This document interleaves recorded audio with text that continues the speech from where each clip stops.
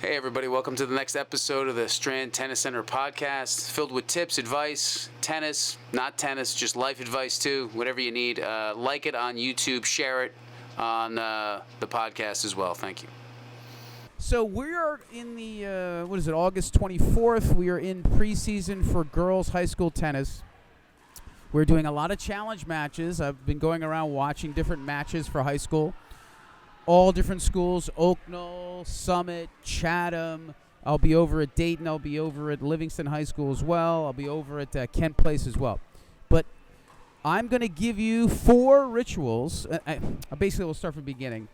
Well, yeah, I'm going to give you 4 rituals for success, basically. You can put it that way. And rituals are, what are they? They are things you do in between the point, on average. And Santi, I want you to put ritual 1, ritual 2, 3, and 4 and a nice little graphic so people can see it. When I say the ritual, I want it to go bing and pop right up there so they can see. People like images. It's fine. I like images too. I feel like a little kid in a candy store. I like images. I don't know what that means, but some people learn better with images. They do. You know, they do. especially Learn better with kids. visuals. Yeah, visuals. yep. But if you play tennis and you watch it closely, most of the time is spent not playing the point. So an average point you would say is 8 to 10 seconds. And that's pretty long, maybe 15 seconds. But the time you have in between the point is 20 to 25 seconds. You have 20 seconds in between points. You can see that with the serve clock. Yeah. So most of the match is played in between the points. And the problem is a lot of people don't know how to connect those dots in between the points. They're kind of lost. Their eyes ramble. They move around. Really, the match is won in between the points. So in the best way, if you can master these rituals, it creates an intent to win. A lot of times you watch matches. I was working with Princeton for a little while there, just personally with one of the players. Went down there, saw a match between Princeton and Rutgers. And just watching the match, you could tell who was going to win before they started the match.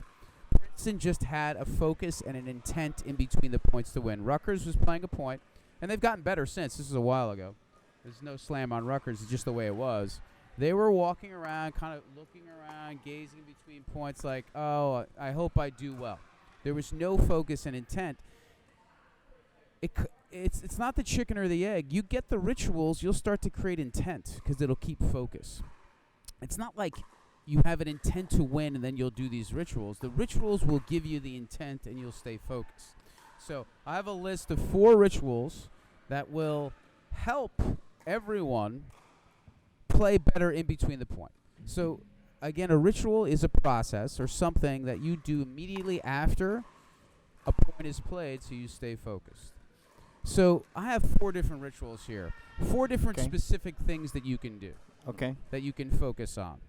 Number 1 is the strings, right? So when you play a point, after you play the point, take the racket out of your dominant hand, put the racket on your, if I'm a lefty, I put it in my right hand. I just look down at the strings and I play with the strings. It makes me focus on one point. I just look at them. I adjust the strings even if I don't need to, because what happens is I need to focus my gaze. A lot of times we lose a point, win a point, we just look around.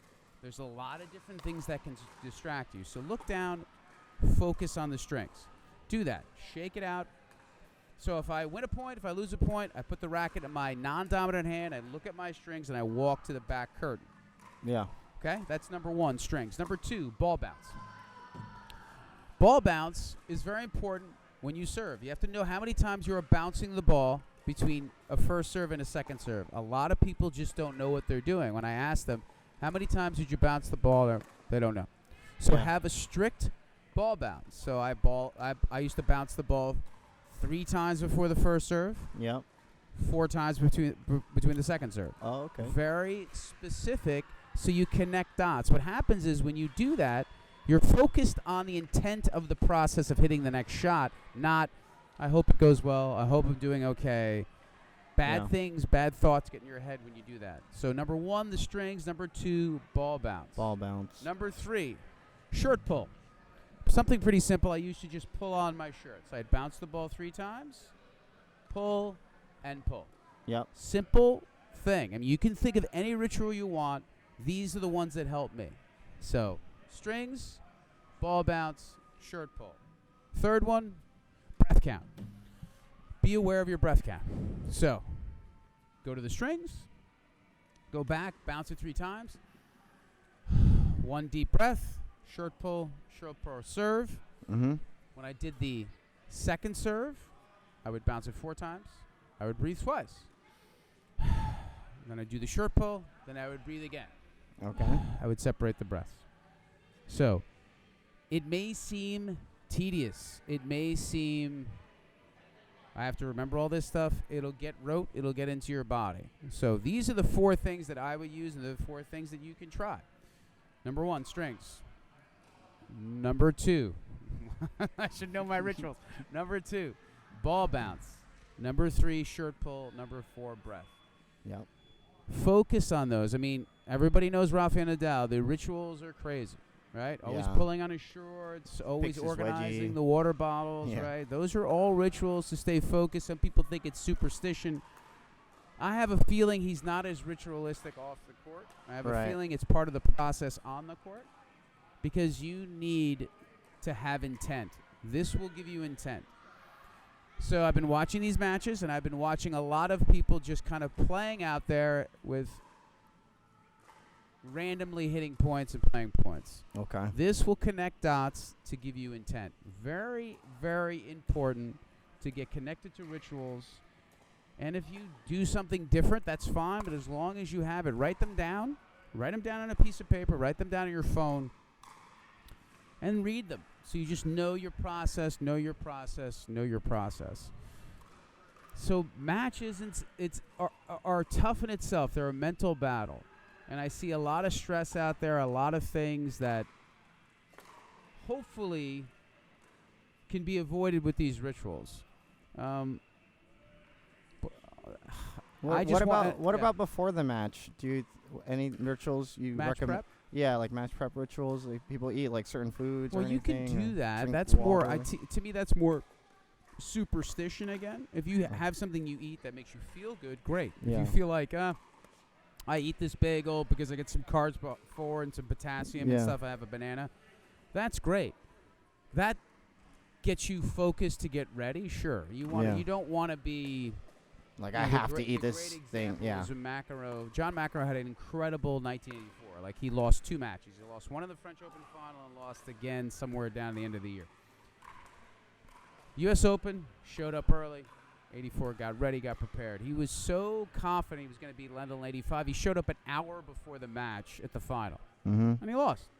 Right? So it's all about that, right? So sure, you need to have your pregame ritual. So whatever your pregame ritual is, I used to drink a lot of water the night before, like we discussed. Yeah. Hydrate a lot.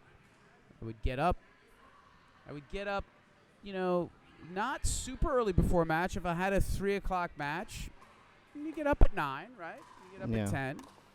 Have a meal. Have a protein-based meal. Add some carbs to it as well. You're going to start to feed some carbs a little bit. You can feed some carbs at night too. Right. Really simple. I would you either get some sort of physio. You have a massage or something to loosen up the muscles. Okay. You can do a slight hit. I would do a slight hit like 3 hours before. Nothing crazy, like 20 minutes just to touch every stroke. Yep. And then stay relaxed, stay calm. Don't get sedentary. I wouldn't take a nap. Yeah. Yeah. I would just stay relaxed, do some breathing exercises, which I used to do before.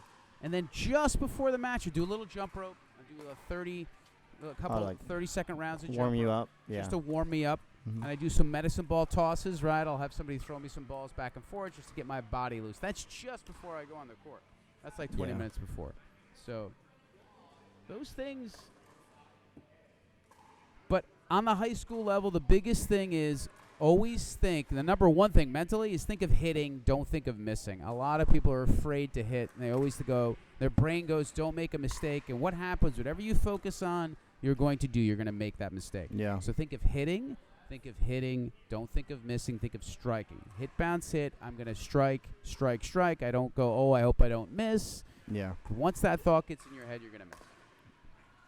So hopefully this helps. There's another, probably, I know Chatham High School starts next week. School already on Monday. Everybody else starts Monday? the 7th. Yeah, they start Oh, early. no way. August 28th. Yes. So when you're thinking of your challenge matches, get yourself some rituals. think of hitting. Don't think of missing. Again, watch the ball. And again, watching the ball means doing it with intent as well. Watch the seams on a ball. Try to read the number on the ball. Even say hit, bounce, hit. When the opponent hits, you say hit. When it bounces, you say bounce. And when you hit, you say hit. It focuses on the present, right? So many times we focus on the future, right? All you have is the present. So hit, bounce, hit. That's why your rituals keep you connected to the present. When you're doing a ritual, you're in the present. If you're not doing that, you're thinking of, oh, I hope I don't miss, and that's the future. You're thinking Stay focused on the present. These will help you. That's all I wanted to talk about because I've been watching some challenge matches and wanted to go through. Okay. Anything else, Santi? You have anything today besides your haircut, which I took a beautiful shot of? No, I had rituals as myself as well. So you said you bounced on your second serve, you bounced 4 times. For me, I would bounce 1 time. Okay. So I would do about 3 bounces for the first serve, and on the second serve, I knew what I wanted to do on my second serve if I knew I was going to mess up. So I'd do 1 bounce, and then I would go. But that's just my style. So don't bounce it too much, though. Don't overthink. Don't do the Djokovic? Yeah, don't do Djokovic it. used He to used bounce to. Oh, it. man, it was crazy. How many Back times in the was it day, years ago? I mean, 20 times. Yeah, Crazy. that's probably why they started putting the clock there for this guy. You should have a clock. I think it's a good move. Yeah. It just it goes on. But I think the umpire has to have discretion, right? Sometimes they don't. If they have a crazy point, they have a 30-ball rally, they're dead to rights. Don't start the clock right away. Right. Wait till they get a breath, then you start the clock. When you do that, that's where it's unfair. So as long as the ump has discretion, it's just when they start the clock. So sometimes it's more than 20. Yeah. If a point is quick, sure, start the clock. But that's it. It's all I have today. Hopefully this helps. And again, good luck in your challenge matches. It will increase your UTR if you focus on these. Keep doing it. Even if you lose, keep doing it. Keep focused. Never give up. Thanks, guys. Have a good day.